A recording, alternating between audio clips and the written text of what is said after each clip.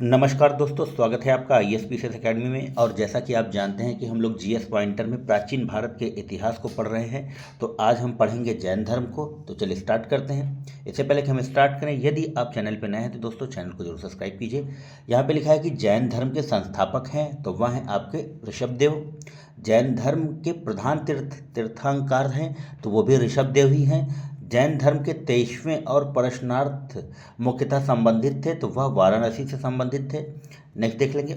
Next है यहाँ पर कुछ तीर्थंकर हैं और प्रतिमा लक्षण हैं। तो आदिनाथ आदिनाथ जो है, आदिनाथ का जो प्रतीक चिन्ह है वह है वृषभ। मल्लीनाथ का है जल कलश। पार्श्वनाथ का सर्प है और संभवनाथ का अश्व है। ये इम्पोर्टेंट है दोस्तों, इस तरह के क्वेश्चन आपकी परीक्षाओं में आने की प्रबल संभावना है। नेक्स्ट देखेंगे, यहाँ लिखा है पार्श्वनाथ, तो फिर सर्प, आदिनाथ, वृषभ, महावीर, सिंह और शांतिनाथ हिरण। नेक्स्ट देखेंगे जैन तीर्थंकरों का सही कालक्रम। तो सही कालक्रम में पहले अभिनंदन, फिर पद्य प्रभु, फिर विमलनाथ, फिर मुनि सुब्रत नाथ। नेक्स्ट देखेंगे, यहाँ पर एक सुमेलित करना है। तीर्थंकर हैं और उनका निर्वाण स्थल है, तो यहाँ पर ऋषभनाथ का है अष्टापाद, वसुपूज्य का है चंपापुरी और नेमिनाथ का है उज्जयंत और महावीर का है, आप जानते हैं महावीर का, पावापुरी में। नेक्स्ट देखेंगे, लिखा है कि महावीर स्वामी का जन्म हुआ था, तो वह हुआ था आपका कुंडलग्राम या कुंडलपुर में। फिर महावीर जैन की मृत्यु हुई थी, तो वह पावापुरी में हुई थी। तीर्थंकर शब्द संबंधित है जैन से। जैन तीर्थंकरों के क्रम में अंतिम थे, तो वह थे आपके महावीर। किस नदी तट पर महावीर स्वामी को ज्ञान प्राप्त हुआ? तो आप जानते हैं रुजपालिका नदी के तट पर महावीर स्वामी जी को ज्ञान की प्राप्ति हुई थी। यहाँ पे लिखा है कि चंद प्रभु नाथ मुनि नेमी तथा संभव में से वह जैन तीर्थंकर नहीं था, तो वह था नाथ मुनि, जैन तीर्थंकर नहीं था। प्रभासगिरी जिनका तीर्थ स्थल है वे हैं, तो छठवें तीर्थंकर पद्य प्रभु का। फिर लिखा है कि जैन धर्म में पूर्ण ज्ञान के लिए शब्द है, तो वह है आपका कैवल्य।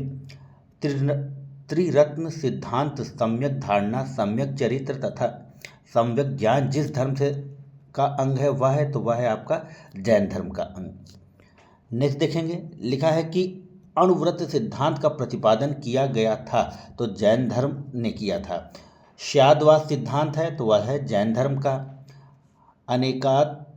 अनेकांतवाद, सर्वस्तिवाद, शून्यवाद तथा श्यादवाद में से जैन धर्म से संबंधित सिद्धांत है, तो अनेकांतवाद और श्यादवाद यह दोनों जैन धर्म से संबंधित सिद्धांत हैं। जैन दर्शन के अनुसार सृष्टि की रचना एवं पालन पोषण तो सार्वभौमिक विधान से हुआ था। नेक्स्ट देखेंगे अनेकांतवाद जिसका क्रोध सिद्धांत एवं दर्शन है वह है जैन मत। जैन धर्म में विश्वास नहीं करता है, तो विश्व विनाशकारी प्रलय में। जैन धर्म का आधारभूत बिंदु है, तो वह है अहिंसा। यापनी एक संप्रदाय था, तो वह था जैन धर्म का। भारत की धार्मिक प्रथाओं के संदर्भ में स्थानकवासी संप्रदाय का संबंध है, तो वह है जैन मत से। 12 अंग, 12 उपंग, 14 पूर्व तथा 14 उप पूर्व में से वह जो सबसे पूर्वकालिक जैन ग्रंथ कहलाता है, तो वह है 14 पूर्व। नेक्स्ट देखेंगे, लिखा हुआ है कि प्रारंभिक जैन साहित्य जिस भाषा में लिखे गए वह है तो अर्धमगधी में। चंपा, पावा, सम्मेद शिखर तथा उज्जयंत में से वह स्थल जो पार्श्वनाथ से संबद्ध होने के कारण जैन सिद्ध क्षेत्र माना जाता है, तो वह है आपका सम्मेद शिखर। थेरी गाथा, अचरांग सूत्र, सूत कृतांग तथा ब्रह्मकल्प सूत्र में से वह जो आरंभिक जैन साहित्य का भाग नहीं है, तो वह है आपका थेरी गाथा। जैन संप्रदाय में प्रथम विभाजन के समय श्वेतांबर संप्रदाय के संस्थापक हैं, तो वह थे आपके स्थूलभद्र। नेक्स्ट देखेंगे, महावीर का प्रथम अनुयायी था, तो जमाली महावीर का प्रथम अनुयायी था। वह जैन सभा जिसमें अंतिम रूप से श्वेतांबर आगम का संपादन हुआ, तो पाटलिपुत्र। सत्य कथन है, तो देख लेंगे यहाँ पर सत्य कथन को पढ़ेंगे। श्वेतांबर धर्म सूत्र में 12 अंग शामिल हैं। महावीर माता त्रिशिला या विदेह दत्ता वैशाली के लिच्छवी कुल के प्रमुख चेटक की बहन थी। तो इस तरह के कथन आएंगे जिनमें आपको सही और गलत बताना होगा। लिखा हुआ है कि पार्श्वनाथ का जन्म कहाँ हुआ था, तो 23वें तीर्थंकर पार्श्वनाथ का जन्म बनारस में हुआ था। वर्तमान महावीर के संबंध में सही कथन, तो उन्हें 24वां और अंतिम तीर्थंकर माना जाता है। उनकी माता लिच्छवी के राजा चेटक की बहन थी। उन्होंने 527 ईस्वी पूर्व में पटना के नज़दीक पावापुरी में देह त्याग किया। नेक्स्ट देखेंगे। लिखा है कि प्राचीन जैन धर्म के संबंध में हुई महत्वपूर्ण घटनाएं क्या हैं। लिखा है कि भद्रबाहु के नेतृत्व में दक्षिण भारत में जैन धर्म दिगंबर का प्रचार हुआ। पाटलिपुत्र में हुई परिषद के पश्चात जो जैन धर्म के लोग स्थूलबाहु के नेतृत्व में रहे वे श्वेतांबर कहलाए। प्रथम शतक ईसा पूर्व में जैन धर्म को कलिंग के राजा खारवेल का समर्थन मिला। तो यह कथन जो था वो पूरा सही था। नेक्स्ट है कि जैन सिद्धांत के अनुरूप कर्म को विनिष्ट करने का सुनिश्चित मार्ग तपश्चर्या है। प्रत्येक वस्तु में, चाहे वह सूक्ष्मतम कण हो, आत्मा होती है। कर्म आत्मा का विनाशक है और अवश्य इसका अंत करना चाहिए। नेक्स्ट देखेंगे। जैन दर्शन के संबंध में सही कथन। जैन दर्शन 2 मुख्य सिद्धांतों के इर्द गिर्द घूमता है।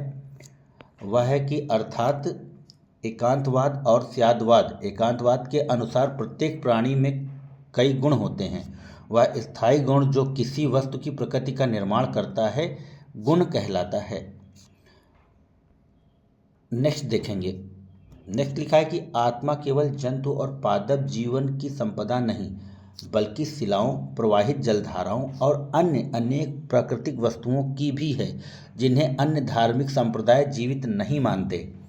उपर्युक्त कथन प्राचीन भारत के जिस एक धार्मिक संप्रदाय के एक मूलभूत विश्वास को प्रतिबिंबित करता है वह संप्रदाय है, तो वह है संप्रदाय जैन परंपरा। नेक्स्ट देखेंगे।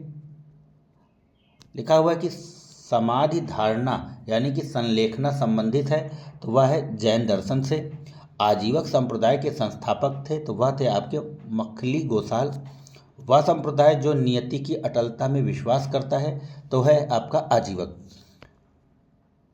लिखा हुआ है कि लकुलिश, तो इनका सिद्धांत है पशुपत। नागार्जुन आप सब जानते हैं, शून्यवाद। भद्रबाहु जैन, गोसाल आजीवक यानी कि मखली गोसाल। नेक्स्ट क्वेश्चन कह रहा है कि बराबर की गुफाओं का उपयोग आश्रय गृह के रूप में किया गया, तो आजीवकों के द्वारा। उत्तर प्रदेश में बौद्ध एवं जैनियों दोनों की प्रसिद्ध तीर्थ स्थली है, तो वह है आपकी कौशंबी। भारत का सबसे बड़ा बौद्ध मठ अवस्थित है, तो अरुणाचल प्रदेश में। खजुराहो के मंदिर बनवाए गए, तो चंदेल राजाओं के द्वारा। नेक्स्ट है होयसलेश्वर मंदिर समर्पित है, तो वह है आपके शिव को। श्रवणबेल गोला में गोमतेश्वर बाहुबली की विशाल प्रतिमा स्थापित कराई गई, तो चामुंडा राय ने कराई थी। 57 फीट की यह प्रतिमा है और यह कर्नाटक में है। महान धार्मिक घटना महामस्तकाभिषेक संबंधित है, तो यह भी बाहुबली से इन्हीं से संबंधित है। बाहुबली को पुत्र माना जाता है, तो प्रथम तीर्थकार ऋषभदेव का। चलिए ये जैन धर्म हो गया। अब हम लोग शैव और भागवत धर्म देखेंगे। यहाँ पे लिखा हुआ है कि प्राचीन भारत के विश्वोत्पत्ति विषयक धारणाओं के अनुसार 4 युगों के चक्र का क्रम इस प्रकार है। तो कृत यानी कि सतयुग, त्रेता, द्वापर और कली, यानी कि हम लोग कली युग में जी रहे हैं, जिसको हम लोग कलयुग कहते हैं। नेक्स्ट है कि आजीवक, मतमयूर, मयमत तथा ईशान विश्व गुरु देव पद्धति में से जो प्राचीन भारत में शैव संप्रदाय था, तो वह था आपका मतमयूर। नेक्स्ट देखेंगे। अर्धनारीश्वर मूर्ति में आधा शिव तथा आधा पार्वती प्रतीक है। देव और उसकी शक्ति का योग। नयनार्थ है तो वह थे आपके शैव धर्म अनुयायी। पोयगई, तिरुज्ञान, पूडम तथा तिरुमंगई में से जो अलवर संत नहीं था तो वह था तिरुज्ञान, अलवर संत नहीं थे। नेक्स्ट देखेंगे, भागवत संप्रदाय के विकास में सर्वाधिक योगदान दिया था तो गुप्त वंश के राजाओं ने। भागवत धर्म के प्रवर्तक थे तो कृष्ण। नेक्स्ट देखेंगे, सर्वप्रथम देवकी के पुत्र कृष्ण का वर्णन मिलता है तो छंदोग्य उपनिषद में। कलिका पुराण संबंधित है तो शाक्त धर्म से। वासुदेव कृष्ण की पूजा सर्वप्रथम प्रारंभ की गई भागवतों ने। वह देवता जिसे कला में हल लिए प्रदर्शित किया गया। बलराम। भागवत संप्रदाय में भक्ति के रूपों की संख्या है 9। हेलियोडोरस का बेस नगर अभिलेख संदर्भित है तो वासुदेव से। नेक्स्ट देखेंगे, भागवत धर्म से संबंधित प्राचीनतम अभिलेखी साक्ष्य तो हेलियोडोरस का बेस नगर का गरुण स्तंभ। बेस नगर अभिलेख का हेलियोडोरस निवासी था तो वह था तक्षशिला का। विष्णु के जिस अवतार को सागर से पृथ्वी का उद्धार करते हुए अंकित किया जाता है वह है आपका वराह अवतार। नेक्स्ट देखेंगे, लिखा है कि 6ठी शताब्दी ईसा पूर्व के संदर्भ में भारत के आस्तिक और नास्तिक संप्रदायों में विभेदक लक्षण है तो वेदों की प्रामाणिकता में आस्था। जो लोग वेदों की प्रामाणिकता में आस्था रखते थे उन्हें आस्तिक कहा जाता और जो लोग वेदों को नहीं मानते थे उन्हें नास्तिक कहा जाता था। नेक्स्ट देखेंगे, मोक्ष के साधन के रूप में ज्ञान, कर्म तथा भक्ति को समान महत्व देता है तो वह है भगवत गीता। गीता की मुख्य शिक्षा है निष्काम कर्मयोग।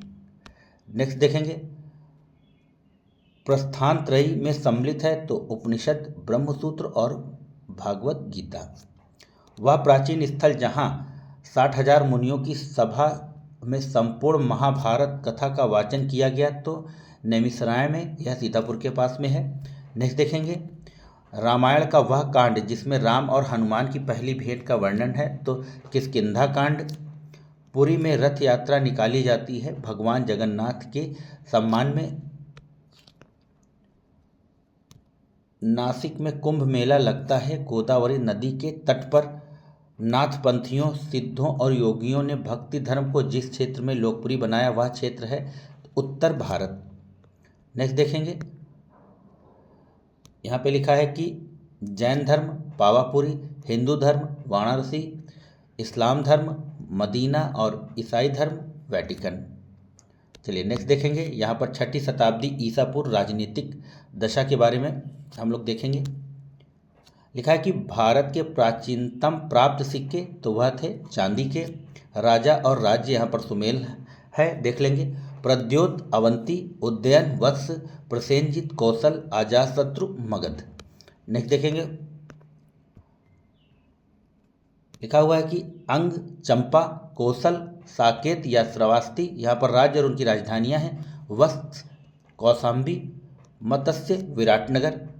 खारवेल के हाथी गुफा अभिलेख से प्रकट होता है कि नंद राजा के आदेश से एक नहर खोदी गई तो वह आपके कलिंग इस समय आपके उड़ीसा में है। उज्जैन का प्राचीन काल में नाम था तो वह था आपका अवंतिका। मानचित्र ABCD द्वारा अंकित स्थल तो देख लेंगे, सब्जी भी आ गई। तो यहाँ पर मत्स्य है आपका ये अवंती।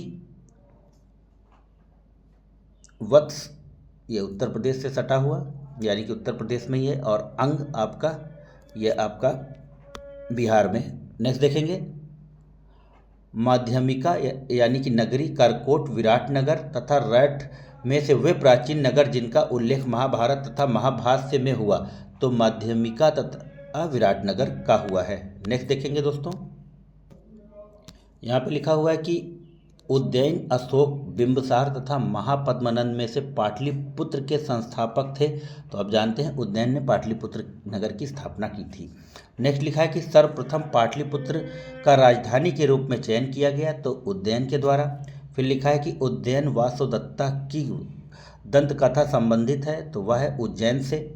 मगध साम्राज्य की राजधानी पाटलिपुत्र के बारे में सत्य कथन, तो यहाँ पर हम लोग सत्य कथन देखेंगे कि पाटलिपुत्र उत्तर में गंगा नदी से एवं पश्चिम में सोन नदी से घिरा हुआ था, तो यह कथन सही है।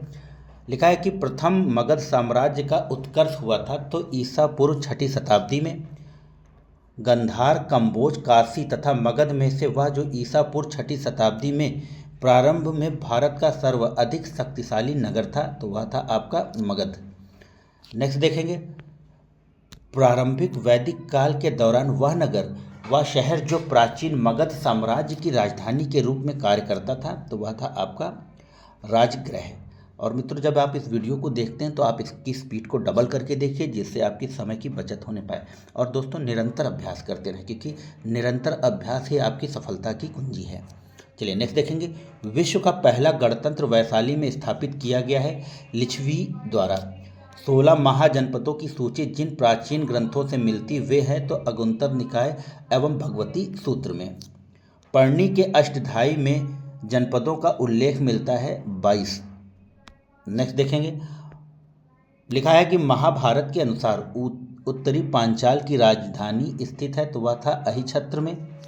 16 महाजनपदों के युग में मथुरा राजधानी थी, तो मथुरा थी आपकी सूरसेन की। और 16 महाजनपद और इनकी राजधानियाँ बहुत इंपॉर्टेंट हैं। चंपा राजधानी थी अंग की। 6ठी शताब्दी ईसा पूर्व में सुक्तिमती राजधानी थी, तो वह थी आपकी चेदी की। गोदावरी नदी के तट पर स्थित महाजनपद था, तो अश्मक, यही एक दक्षिण भारत में महाजनपद काल का राज्य था। 6ठी शताब्दी ईसा पूर्व मत्स्य महाजनपद स्थित था, तो वह था राजस्थान में। मगध की प्रारंभिक राजधानी थी, तो वह थी आपकी राजगृह। गिरिवज्र राजगृह पाटलिपुत्र तथा कौशाम्बी में से वह जो मगध साम्राज्य की राजधानी नहीं रहा, तो वह था आपका कौशाम्बी। नेक्स्ट है कि प्राचीन श्रावस्ती का नगर विन्यास है तो अर्धचंद्राकार। मगध का प्रारंभिक शासक जिसने राज्यारोहण के लिए अपने पिता की हत्या की एवं स्वयं इसी कारणवश अपने पुत्र द्वारा मारा गया, तो अजातशत्रु के वंश का नाम है, तो हिरण्यक वंश का संस्थापक था। नेक्स्ट देखेंगे, मगध साम्राज्य में वज्जी गणसंघ को हराकर आत्मसात किया गया अजातशत्रु ने। मालवा क्षेत्र पर मगध की सत्ता का विस्तार हुआ शिशुनाग के शासनकाल में। नेक्स्ट देखेंगे, मगध में नंद वंश का संस्थापक था तो महापद्मनंद या उग्रसेन। नंद वंश के पश्चात मगध पर शासन किया तो मौर्य वंश ने। राजा नंद का उल्लेख करने वाला अभिलेखीय प्रमाण है तो खारवेल का हाथी गुफा अभिलेख। लिखा है कि मगध पर शासन करने वाले राजवंशों का कालक्रम, तो पहले हिरण्यक वंश आया, फिर शिशुनाग वंश, फिर नंद वंश, फिर मौर्य वंश, फिर शुंग वंश। नेक्स्ट देखेंगे, मगध का सम्राट अपरोपर परशुराम के नाम से जाना जाता है तो महापद्मानंद। बौद्ध धर्म के उदय का कारण विश्व के सभी भागों में ईसा पूर्व 6ठी शताब्दी एक महान धार्मिक उथल पुथल का काल था। इस काल में वैदिक धर्म बहुत जटिल हो चुका था, तो यह था आपके बौद्ध धर्म के उदय का कारण। नेक्स्ट है कि गौतम बुद्ध के समय का प्रसिद्ध वैद्य जीवक संबंधित था, तो वह था बिंबिसार के दरबार से। कालपी नगर जिस नदी के तट पर स्थित है वह है, तो वह है आपके यमुना नदी के तट पर, और यह उत्तर प्रदेश में है। उत्तर प्रदेश के प्राचीन जनपद और उनकी राजधानियाँ, तो चलिए देखेंगे, कुरु, इंद्रप्रस्थ, पंचाल, अहिछत्र, कौशल, साकेत, वत्स, कौशाम्बी। फिर देख लेंगे यहाँ पर महाजनपद और उनकी राजधानी, मत्स्य, विराटनगर, सूरसेन, मथुरा, अश्मक, पोतान। आगे बढ़ेंगे, लिखा है कि वर्तमान उत्तर प्रदेश में भारत के प्राचीनतम 16 महाजनपदों में से कुल महाजनपद स्थित हैं, तो उत्तर प्रदेश में आपके 8 स्थित हैं। प्राचीन भारत की श्रेणी व्यवस्था के बारे में सत्य कथन है तो श्रेणी व्यापारियों और कारीगरों का संगठन थी। उत्पादित वस्तुओं की गुणवत्ता और कीमत संबंधित श्रेणी द्वारा निर्धारित की जाती थी।